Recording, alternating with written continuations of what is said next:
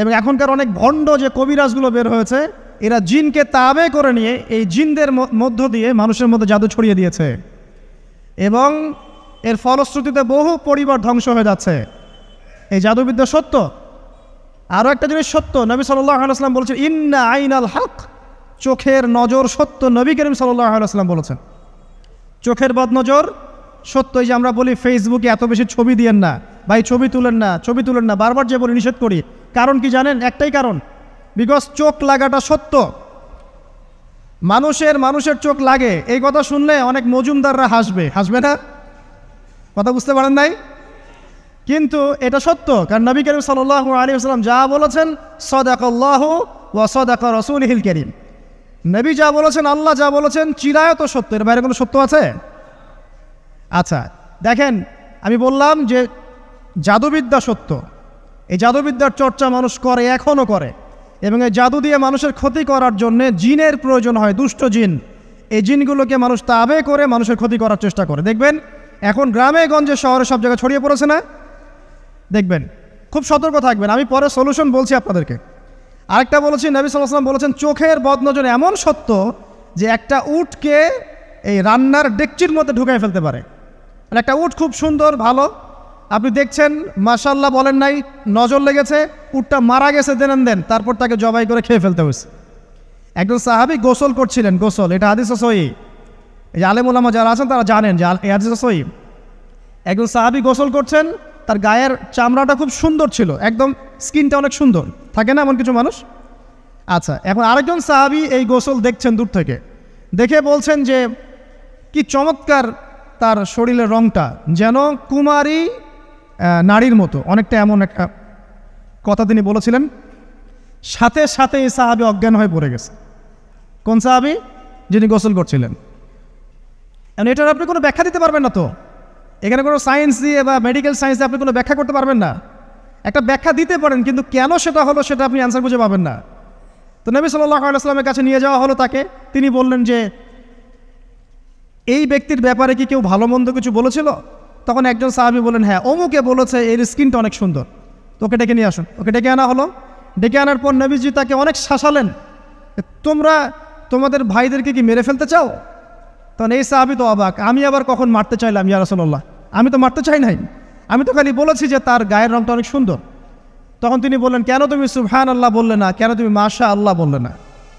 যখন মাশাআল্লাহ বলবেন, সুবহানাল্লাহ বলবেন, নজরটা লাগবে না।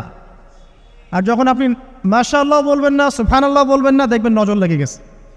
আপনি বিশ্বাস করেন ব্যবসা খুব ভালো চলছে, মানুষ বলল যে বাহ তোর তো ব্যবসা হেভি, লালে লাল শাহজালাল, ঠিক আছে, দেখবেন আপনার কেনা বেচা বন্ধ হয়ে গেছে। এরকম হবে, আমার কথাটা বিশ্বাস করেন। এটা কিন্তু সায়েন্স প্রমাণ করতে পারবেন না, আল্লাহ এবং তার রাসূল বলেছেন, তার উপরে কোনো সত্য নেই। আছে সূরা কাহফ 29 নম্বর আয়াত পড়ে দেখেন, আল্লাহ পাক বলছেন ওয়াকুলিল হাক্কু মির রাব্বিকুম, সত্য সেটাই যা তোমার রবের পক্ষ থেকে আসে। ফামান শাআ ফালইউমিন, যার ইচ্ছা হয় বিশ্বাস করুক, ওয়ামান শাআ ফালইয়াকফুর, যার ইচ্ছা হয় সে অস্বীকার করুক। এই কারণে আমরা বলি ফেসবুকে এত বেশি ছবি দেওয়া, এই আই ওয়াশ করা, এই যে শোডাউন করা, হ্যাঁ, ইসলামের কিছু কাজ করলেন একদম মানুষকে না দেখাইতে পারলে ঘুম হচ্ছে না, এগুলো বন্ধ করেন, এগুলো বন্ধ করে দেন আল্লাহর ওয়াস্তে। অফলাইনে কাজ করেন, নিজেকে গোপন করার চেষ্টা করেন। যত বেশি মানুষের কাছে নিজেকে এক্সপোজ করবেন, কাজের বরকত কমে যাবে, কাজের বরকত কমে যাবে, চোখ লাগবে, নজর লাগবে। এবং চোখ লাগা বদ নজরে বহু আলেম আস্তে আস্তে মাঠ থেকে মাইনাস হয়ে গেছে না? যায় নাই? এখন কি আলেমদের সংখ্যা বেশি না কম? যত দিন যাবে আলেমের সংখ্যা আরও কমে যাবে। নবীজি বলেছেন আলেমদের সংখ্যা কমতে থাকবে, মানুষ জাহেলদেরকে আলেম বানিয়ে নেবে। তো প্রিয় ভাইরা, জাদুবিদ্যা সত্য, চোখের বদনজর সত্য, রাতের এই অনিষ্টগুলো সত্য, রাতের বেলা অনেক ক্ষতি আছে। এই জন্য নবীজি বলছেন বাচ্চাদেরকে বাইরে বের করো না, এবং তোমরাও রাত যখন গভীর হবে তখন এদিক ওদিক ঘোরাফেরা করো না। দেখবেন রাত যত গভীর হয় আমাদের শহরগুলো তত জীবিত হয়, তাই না? তাই না? রাত যত গভীর হচ্ছে শহর তত জীবিত হয়। চায়ের দোকানে আড্ডা বেশি, ওই সিনেমা দেখছে, টিভি দেখছে, ক্যারাম খেলছে, লুডো খেলছে, ঘুম নাই। ঘুম কখন? ফজরের আগে আগে।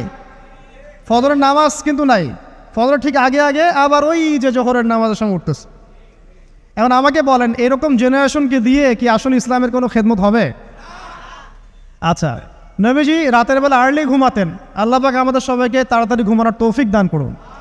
হ্যাঁ, আপনি ইলম চর্চা করলে রাত জেগে থাকতে পারেন, আপনি যদি জ্ঞান চর্চা করেন, রাত জাগতে পারেন। আপনি কোনো গবেষণা করছেন, নামাজ পড়ছেন বা কোরআন হিফজ করছেন, আপনি রাতের আর্লি উঠবেন, এটা আলাদা বিষয়। কিন্তু কমনভাবে আমাদের এই যে ফেসবুক, ইউটিউবিং ইত্যাদিতে আমরা লিপ্ত থাকি, সারা রাতটা কাটাই আড্ডাবাজি করে, এগুলো বন্ধ করতে হবে। এগুলো বন্ধ না করলে ফিজিক্যালি আমরা মানে সুস্বাস্থ্যের অধিকারী হতে পারবো না। সারা দিনটা আমাদের একটা কি বলবো অলসতার ভাবে যাবে এবং দিনের বেলা কাজগুলো ব্যাহত হবে। এতে করে আমাদের উম্মার এই পুরো বড় যে তরুণ প্রজন্ম আছে, এদেরকে আপনি সম্পদে পরিণত করতে পারবেন না। তাই এই সিস্টেমটা চেঞ্জ করা দরকার। নবীজি রাতের বেলা এই সূরা বাকারার শেষে 3টা আয়াত তেলাওয়াত করতেন। আমরা করবো ইনশাআল্লাহ। আরেকটা আমল বলে দেই, নবী করিম সাল্লাল্লাহু আলাইহি ওয়াসাল্লাম রাতের বেলা সূরা মুলক তেলাওয়াত করতেন। কোন সূরা? এটা কোন সূরা? তাবারাকাল্লাযী বিয়াদিহিল মুলক। কয়টা আয়াত আছে? 30টা আয়াত আছে। নবীজি বলেছেন সাল্লাল্লাহু আলাইহি ওয়াসাল্লাম যে এই সূরা আপনাকে কবরের আযাব থেকে বাঁচাবে ইনশাআল্লাহ। কবরের আযাব থেকে তো ভাই বাঁচা খুব সহজ নাকি? আমাদের মধ্যে এমন কেউ নাই, শোনেন, আমাদের মধ্যে এমন কেউ নাই, আলেম জালেম, মুফতি মুহাদ্দিস, রাজনৈতিক নেতা, পলিটিশিয়ান, বিরোধী দল, জাতি, তারপরে যে সরকার দল, যে আছে না কেন, কবরের শাস্তি ফেস করবেন এমন একটা মানুষ নাই, কেউ নাই পৃথিবীতে। এই যে আপনি দেখছেন ওই যে কি ইসরায়েলের প্রধানমন্ত্রী, ওই রাশিয়ার প্রধানমন্ত্রী, ওই চায়নার সভ্যতা, পশ্চিমা সভ্যতা, এমন কেউ নাই পৃথিবীতে এখন যাকে কবরের শাস্তি ভোগ করতে হবে না। আছে? সবচেয়ে লঘু শাস্তি মানে লঘু চাপ, এটা বলতে গেলে আসলে আমি ভাষা হারায় ফেলি। তারপরে বলছি আল্লাহ পাক আমাদের সবাইকে হেফাজত করুন, আমিন। একজন সাহাবীর নাম সাদ বিন মুয়াজ। কি নাম? নবী করিম সাল্লাল্লাহু আলাইহি ওয়াসাল্লামের সাথে একদম ডান হাত হয়ে যুদ্ধ করেছেন দীর্ঘদিন। বদর তিনি বীর সেনা, উহুদের বীর সেনা, ঠিক আছে। খন্দকের যুদ্ধেও বীর বিক্রমে যুদ্ধ করেছেন। তিনি আনসার সাহাবী, একদম মদিনার নেতা সাহাবী। সব সাহাবী কিন্তু একরকম নন। কেউ ছিলেন নেতৃস্থানীয় সাহাবী, তিনি ছিলেন একজন নেতৃস্থানীয় সাহাবী, ঠিক আছে। সাদ বিন মুয়াজ নবী করিম সাল্লাল্লাহু আলাইহি ওয়াসাল্লাম এত ভালোবাসতেন তাকে, এত ভালোবাসতেন যে তাকে নিজের মনে করতেন যে সাদ বিন মুয়াজ আনসাররা আমার নিজের। চারটাখানি কথা। এই সাহাবীর খন্দকের যুদ্ধে এই যে হাতের এই দিকে, সম্ভবত হাতের এই রগের মধ্যে একটা তীর এসে লাগে এখানে, এবং তীরটা তিনি বের করতে গিয়ে রক্তটা ছিঁড়ে যায়। এরপর ফিনকি দিয়ে রক্ত বের হওয়া শুরু হয়। চিকিৎসা করে করে রক্ত বন্ধ করা যায় নাই, এবং এই রক্তের প্রবাহিত রক্তেই আল্লাহর ইচ্ছায় তিনি শাহাদাত বরণ করেন, তিনি ইন্তেকাল করেন। নবী করিম সাল্লাল্লাহু আলাইহি ওয়াসাল্লাম প্রচণ্ড ব্যথিত হন, মানে মনটা তার খুব নরম হয়ে যায় সাদ বিন মুয়াজ রাদিয়াল্লাহু আনহুর জন্য। তো এই সাহাবীর যখন জানাজার নামাজ পড়ানো হচ্ছে, নবীজি বলছেন 70,000 ফেরেশতা তার নামাজে অংশ নিয়েছে। আর এই সাহাবীকে যখন কবরে শোয়ানো হয়েছে, নবী করিম সাল্লাল্লাহু আলাইহি ওয়াসাল্লাম পরে জানিয়েছেন কবরের যে মৃদু চাপ, সাদ বিন মুয়াজ রাদিয়াল্লাহু আনহুর কবরেও সেই মৃদু চাপ দেওয়া হয়েছে। আমি কি বুঝাতে পারলাম ভাই? আমাদের কোনো দাম আছে এখনকার পলিটিশিয়ানদের কোনো দাম আছে? এখনকার সমাজ নেতার কোনো দাম আছে? এখনকার সুদখোরদের কোনো দাম আছে? এই ঘুষখোর দুর্নীতিবাজদের কোনো দাম আছে? আমরা যারা কাঠমোল্লা হয়ে আছি আমাদের কোনো দাম আছে? সাদ বিন মুয়াজ রাদিয়াল্লাহু আনহু যদি কবরের শাস্তি তাকে না ছাড়ে, প্রশ্নোত্তর পর্ব তাকে না ছাড়ে, আমরা পার পাবো? নবী করিম সাল্লাল্লাহু আলাইহি ওয়াসাল্লাম বলছেন সূরা মুলক তেলাওয়াত করো রাতের বেলা, ইনশাআল্লাহ সূরা মুলকের তেলাওয়াত কবরের আযাব থেকে তোমাকে বাঁচান। আর আমাদের তো ভাই কবরে সবাই সাথে যাবে না, গার্লফ্রেন্ড যাবে না, বাপ মা ভাই বোন সবাই যাবে না।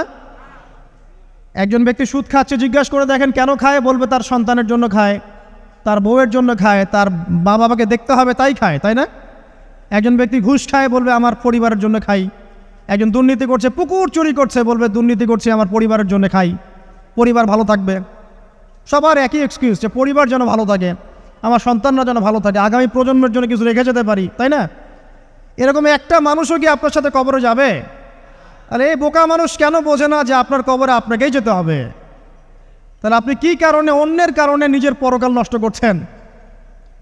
অন্যের সুখের জন্য আপনি আপনার পরকাল নষ্ট করছেন। সুদ খাচ্ছেন, দিব্যি মায়ের সাথে জেনা করছেন। আপনাদের এলাকায় নাকি সুদের সমস্যা অনেক বেশি।